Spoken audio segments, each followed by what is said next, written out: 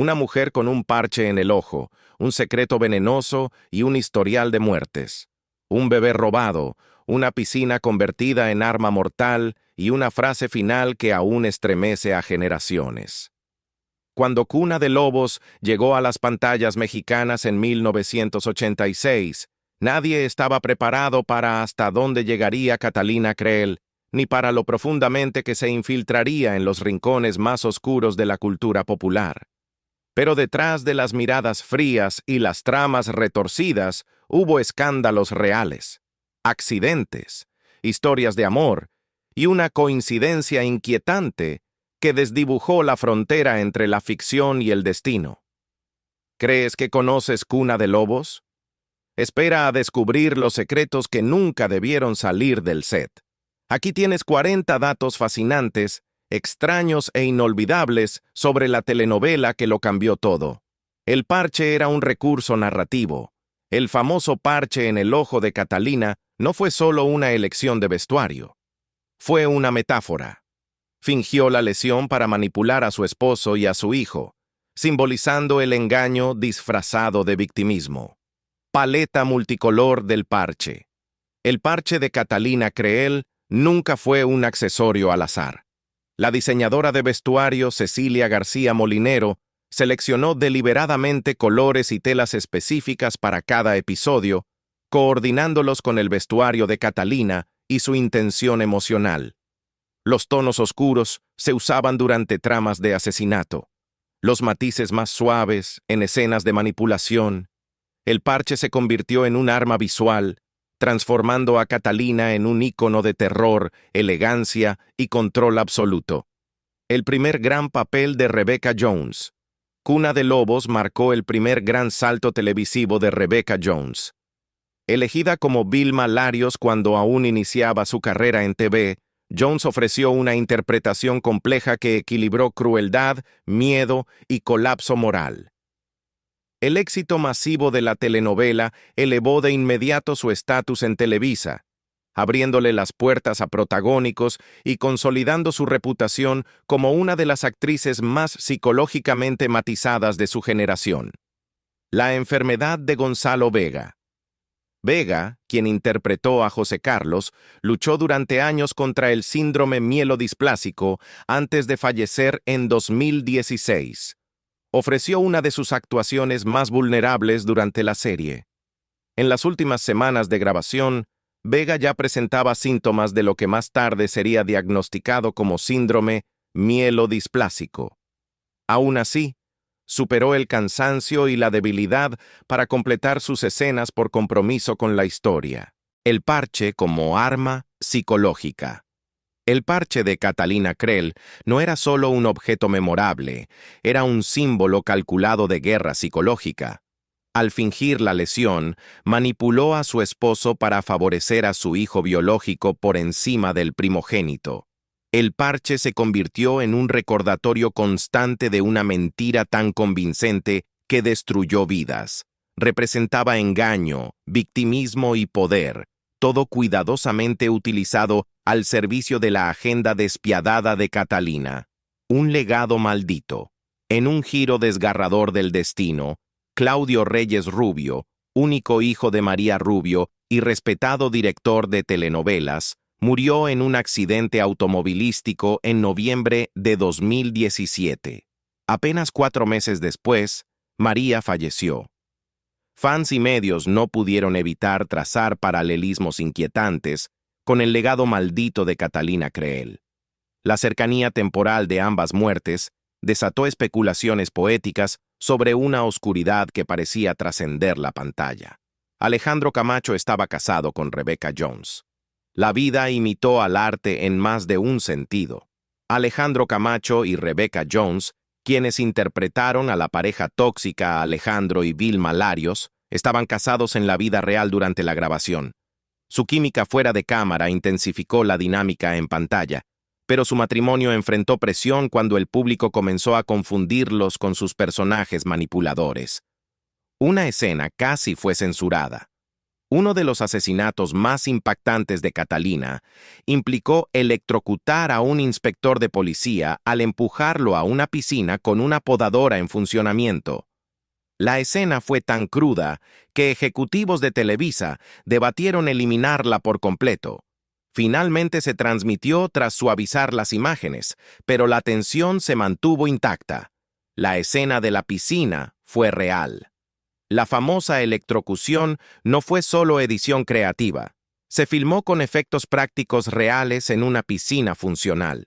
El equipo sumergió cables aislados y utilizó una podadora modificada para simular chispas. Los protocolos de seguridad fueron estrictos, pero el miedo en los rostros de los actores fue completamente genuino. Catalina Creel casi tuvo una gemela.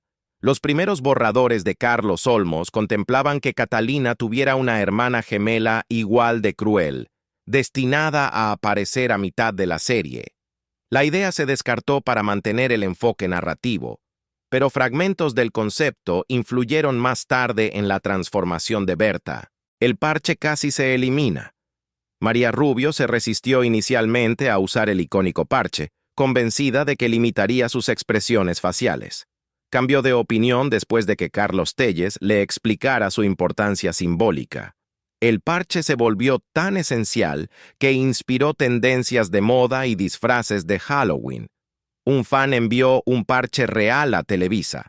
En el apogeo de la popularidad de la serie, un espectador envió al estudio un parche ricamente adornado como tributo a Catalina.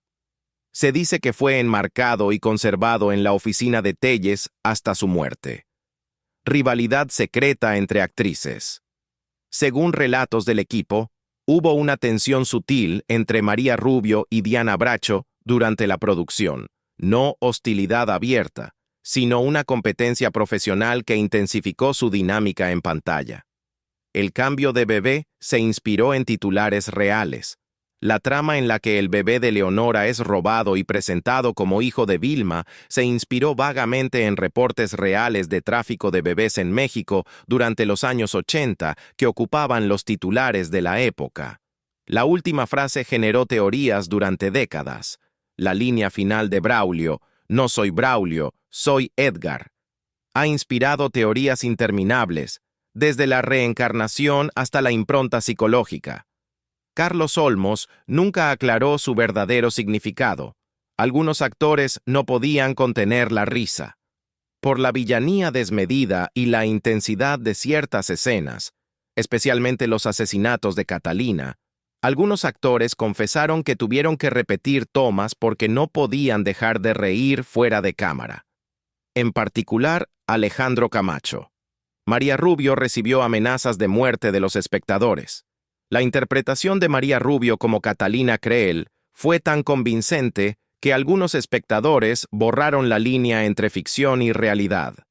Según entrevistas, recibió cartas perturbadoras de personas que exigían justicia por los crímenes del personaje, una prueba del impacto escalofriante de su actuación. La producción usó una palabra clave secreta para la muerte de Catalina. En el set, el código "La reina cae" se utilizaba para referirse a la grabación de la escena final de Catalina. El secreto estaba tan bien guardado que solo el personal esencial tuvo permitido estar presente ese día. Casi se usaron medicamentos reales en el set. Para una escena hospitalaria con sedantes, algunos objetos de utilería destinados a simular inyecciones fueron confundidos con frascos reales. Una enfermera asesora detectó el error justo antes de grabar, evitando un desastre y provocando protocolos médicos más estrictos en el set. La serie impulsó el turismo en México. Tras el éxito del programa, fans viajaron a locaciones de grabación como San Miguel de Allende y barrios de la Ciudad de México que aparecían en la historia. Comercios locales reportaron un aumento de visitantes directamente vinculado a la telenovela. Rosa María Bianchi casi fue reemplazada a mitad de la serie. Debido a un conflicto de agenda con una obra de teatro, se habló de cambiar a la actriz que interpretaba a Berta. Finalmente, Bianchi ajustó su calendario y permaneció en el elenco, entregando uno de los arcos más memorables de la producción. Un sacerdote condenó la serie durante un sermón. En una iglesia de Guadalajara, un sacerdote habría condenado Cuna de Lobos desde el púlpito, afirmando que glorificaba el pecado y la villanía. Entre los feligreses, había fans que defendieron la serie. Algunos incluso asistieron con el parche de Catalina en señal de protesta. El elenco celebró una fiesta secreta de cierre en personaje. Para liberar tensión y honrar la oscura absurdidad de la historia, varios actores organizaron una fiesta privada vestidos como sus personajes. Se dice que María Rubio nunca salió del personaje y brindó como Catalina Creel, diciendo, «La casta nunca muere». Se consultó a una vidente real para un episodio.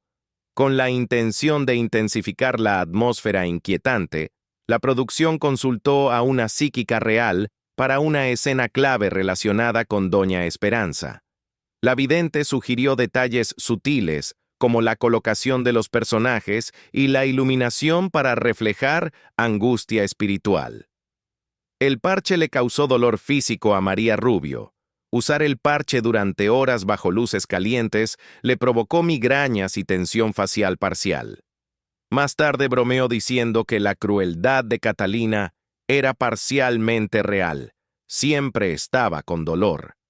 Alejandro Camacho improvisó una bofetada que quedó en pantalla. En una escena cargada de emoción entre Alejandro y Vilma, Camacho improvisó una bofetada que sorprendió a Rebecca Jones, quien se mantuvo en personaje. La escena fue tan cruda que se dejó tal cual. Se propuso una línea de productos de Catalina Creel. Tras el éxito de la serie, Televisa consideró lanzar una línea de mercancía inspirada en Catalina, perfumes, joyería de fantasía e incluso parches para el ojo.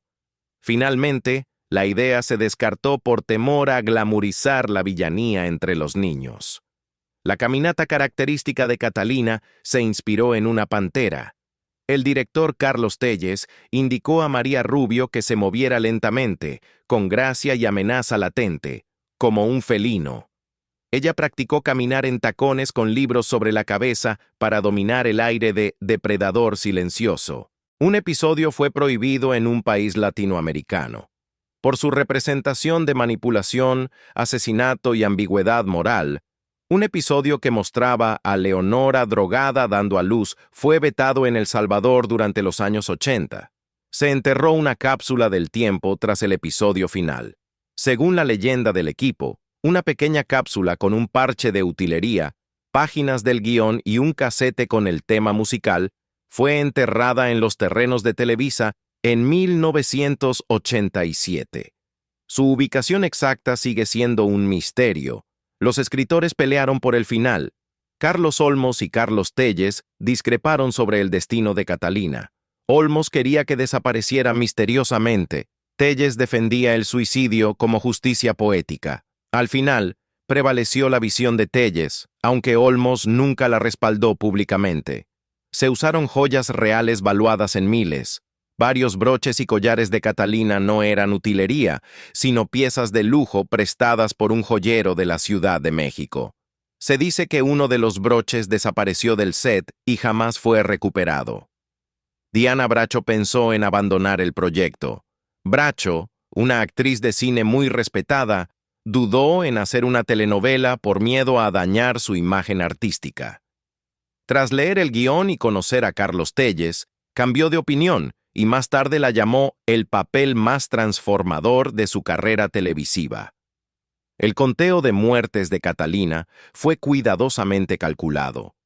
Guionistas y directores llevaban un conteo en una pizarra para evitar errores de continuidad. Al episodio final, Catalina había causado directa o indirectamente 7 muertes, un récord para una villana de telenovela en su época. La serie se usó en una clase universitaria de psicología. Un profesor de la UNAM utilizó Cuna de Lobos para analizar trastornos de personalidad, manipulación y narcisismo, usando a Catalina Creel como estudio de caso de sociopatía funcional. Había un Easter egg oculto en los créditos iniciales.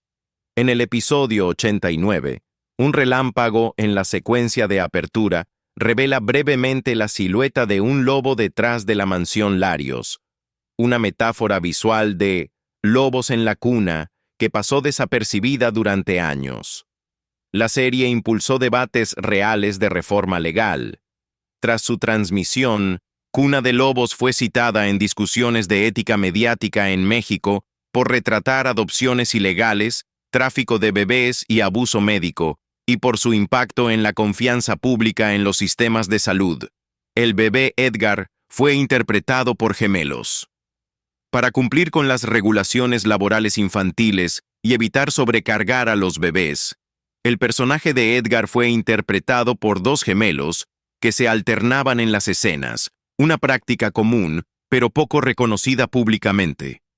Desde el icónico parche de Catalina Creel hasta los secretos detrás de cámaras que aún sorprenden décadas después, Cuna de Lobos no fue solo una telenovela. Fue un terremoto cultural. Redefinió la villanía, difuminó los límites entre ficción y realidad, y nos dio personajes imposibles de olvidar. Ahora te toca a ti. ¿Qué dato te impactó más? ¿Viste la versión original o el remake? Déjanos tu opinión en los comentarios, y si disfrutaste este viaje por la memoria, no olvides dar like, compartir y suscribirte para más historias inéditas detrás de tus clásicos favoritos.